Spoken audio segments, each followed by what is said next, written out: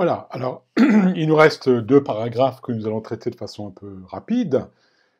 D'abord, le paragraphe 4, le sous-échantillonnage.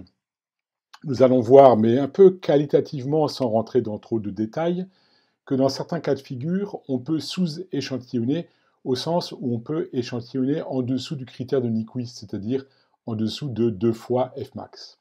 Dans quelles circonstances? En fait, il faut faire l'hypothèse, ça fonctionne dès lors que, et encore dans certains cas, dès lors que le signal admet certes une fréquence maximum, ça de toute manière, mais aussi une fréquence minimum qui est non nulle. Donc on va regarder ça dans un cas un peu particulier où en fait le signal est à bande assez étroite. Donc on va le faire purement graphiquement, vous allez voir c'est assez facile à comprendre. Fmax à droite et Fmin à gauche, de manière à ce que vous voyez, le spectre est à bande assez étroite. Alors ici, on va représenter un pavé rectangulaire. Encore une fois, peu importe la forme exacte du spectre, ce n'est pas la question.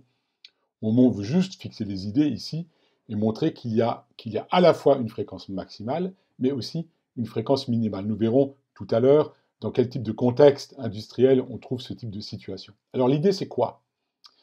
L'idée d'abord, c'est que dès lors que le signal est réel, de toute manière, son spectre, il est symétrique. Donc on a moins Fmin et moins Fmax du côté des fréquences négatives, puisque le signal étant réel, l'argument est une fonction, son module ou son argument est une fonction paire, donc moins Fmax et moins Fmin. Maintenant, regardez ici exactement ce qui se passe dans un cas particulier où on prend Fe, on va représenter la fréquence d'échantillonnage, donc du côté de la fréquence positive, et là, clairement, on est quand même assez loin de Fe égale 2 fois Fmax. Fe est assez largement inférieur à 2 fois Fmax. Et là, l'idée, c'est que dans ce cas particulier, en fait, les répétitions du motif d'origine ne vont pas non plus se superposer, ne vont pas rentrer en collision avec le motif d'origine. Pourquoi? Parce que si vous regardez, le premier motif répété du côté gauche, c'est-à-dire quand k est égal à... Pardon, du côté droit, c'est-à-dire quand k est égal à plus 1. Donc c'est la partie gauche du spectre qui est translatée de Fe à k égale plus 1.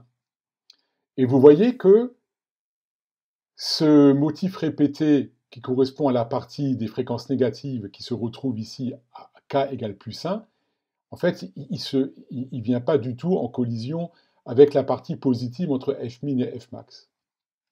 Et si maintenant je regarde le premier motif répété de la partie droite, entre Fmin et Fmax, qui correspond à k égale moins 1, donc il faut le translater de moins Fe, eh bien ça vient dans les fréquences négatives, mais pas non plus en compétition ou en collision de la partie bleue entre moins Fmax et moins Fmin. Et vous pourrez montrer facilement qu'il en irait de même si vous regardez ce qui se passe pour k égale plus 2 et k égale moins 2, k égale plus 3, k égale moins 3, etc.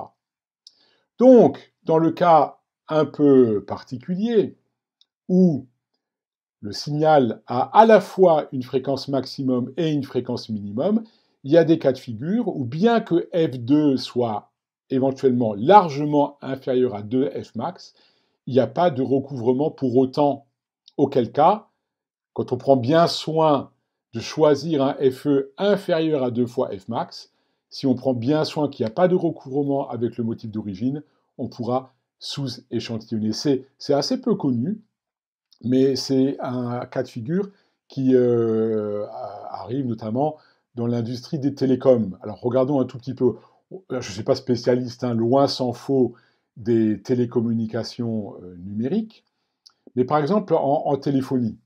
Alors en téléphonie, il s'agit de transmettre la voix humaine. Alors c'est quoi la bande passante d'une voix humaine pour une seule conversation téléphonique?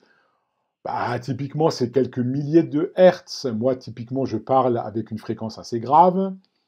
Bien sûr, j'ai une fondamentale et des harmoniques, mais si on passe 5 kHz dans la conversation, on va reconnaître ma voix à cause de mon timbre spécifique.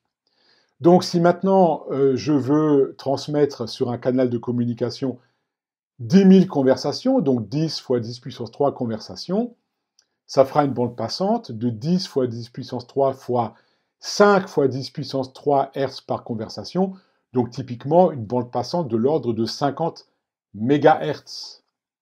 Donc, si je travaille, comme c'est le cas aujourd'hui, avec des porteuses qui sont de l'ordre du gigahertz, en 4G, 5G, en téléphonie cellulaire, la porteuse, elle est de l'ordre de quelques gigahertz, et aujourd'hui, l'électronique, elle va vers des fréquences de l'ordre du terahertz, donc 1000 gigahertz. Donc ça veut dire que 10 000 conversations de 5 kHz de bande passante chacune, ça fait une bande passante de l'ordre de 50 MHz, qui est encore petite par rapport à la porteuse. Et donc, dès lors, on va être dans un contexte assez proche de ce qu'on a vu dans le transparent précédent, c'est-à-dire votre signal, il est à bande assez étroite. Et dans ces cas-là, souvent, on arrive à sous-échantillonner. Et ce qui fait gagner beaucoup disons, de coûts, parce que le convertisseur analogique numérique, en fait, pourra travailler à des fréquences bien moindres.